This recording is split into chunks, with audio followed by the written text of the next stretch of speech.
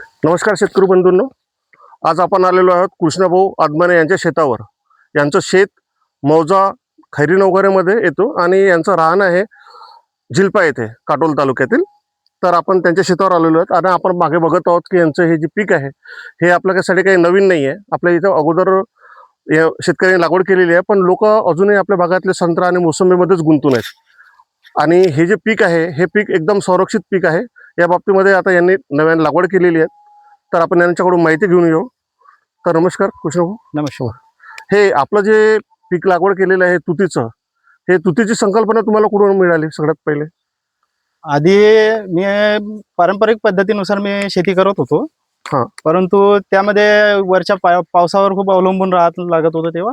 हा पण त्यामध्ये काही तेवढं उत्पन्न होत नव्हतं। हा हा पण त्याला जोडधंदा कसा करायचा, काय करायचा, कोणता तरी करायचा म्हणून असं मी ते पाहण्यासाठी का कोणता धंदा करायचा यासाठी मी इकडे तिकडे सर्वीकडे फिरत राहिलो। हा परंतु त्याच्या माहिती मला कुठे मिळाली नव्हती। नंतर मी कृषी अधिकारी कृषी विभागाकडे गेलो आणि हा. त्यांच्या अधिकाऱ्यांना मिळालो।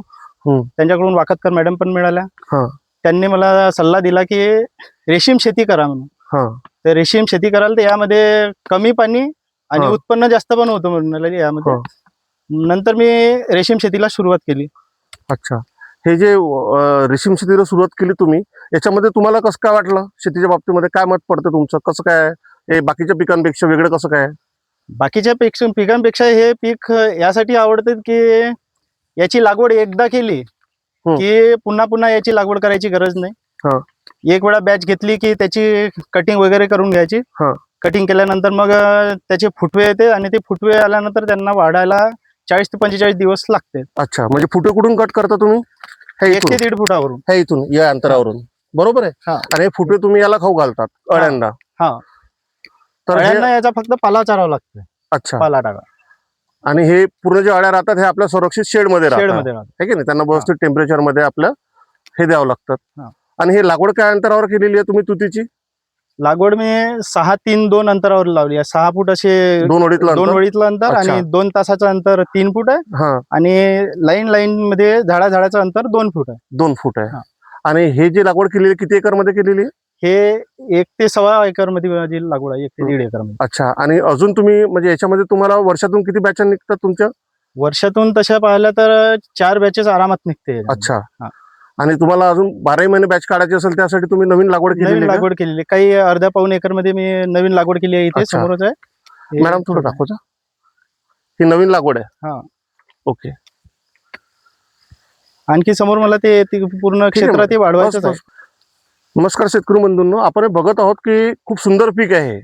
आणि कसं आहे, आपण जेव्हा शेतातले बाकीचे पिकं घेतो तर हरभरा, आपण सोयाबीन हरभरा जर घेतो म्हटलं तर वर्षातून 2 पिकं होतात। कपाशी तूर घेतो म्हटलं तर वर्षातून 1च पिकं होतात।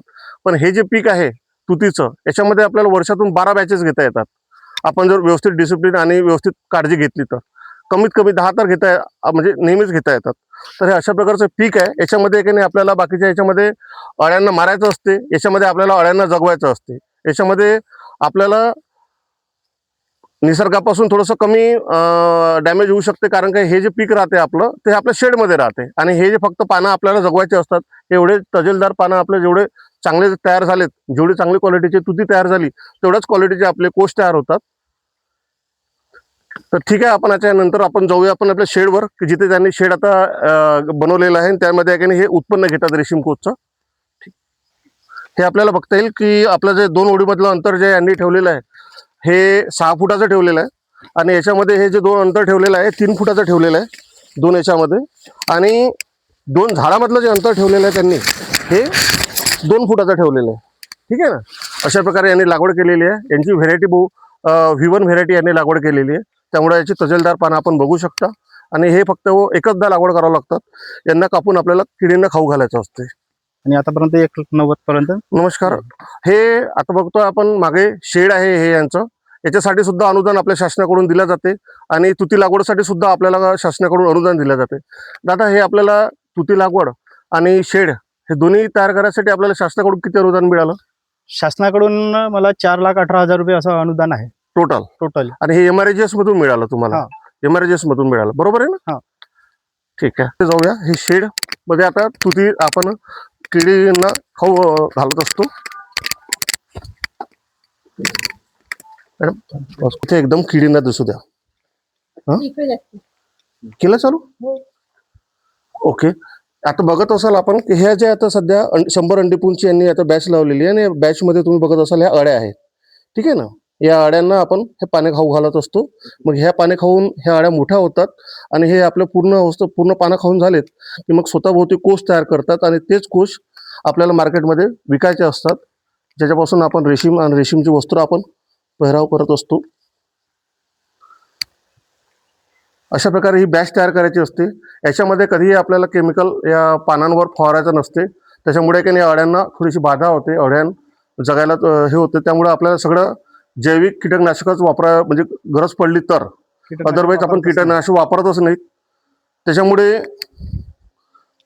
अशा प्रकारची ही आपली बॅच निघत असते. आणि बॅचमध्ये आपलं उत्पन्न किती निघालं होतं? किती अंडीपुंज घेतली होती आपण टोटल? सुरुवातीला पहिली बॅच होती तेव्हा मी 100 अंडीपुंज घेतले होते. हा. आणि 100 अंडीपुंजाला मला 96 किलो कोश निघाला होता. अच्छा. अंडीपुंज कुठून घेतले होते तुम्ही विकत? मी वाघमारेकडून इथलं वर्धेकडचे आहे पवनारला, तर ते वाघमारे होते त्यांच्याकडून घेतले.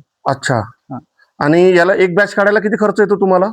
एक बॅच काढायला साधारणतः 10 ते 12 हजार रुपये किंवा 15 हजार रुपये जवळपास खर्च येतो पूर्ण टोटली असा खत वगैरे पकडून. हा.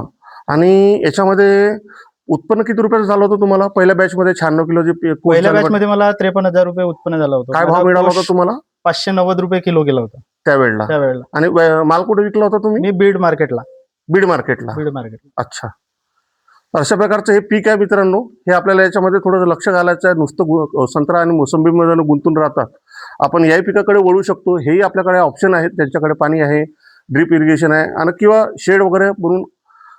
तुती पीक म्हणजे कसं आहे, तू आणि ती म्हणजे हे दोघं जण मिळून एका शेडमध्ये चांगलं उत्पन्न घेऊ शकतात आणि पगारी नोकरीसारखं महिन्याला 50,000 रुपये उत्पन्न आरामशीर घेऊ शकतात.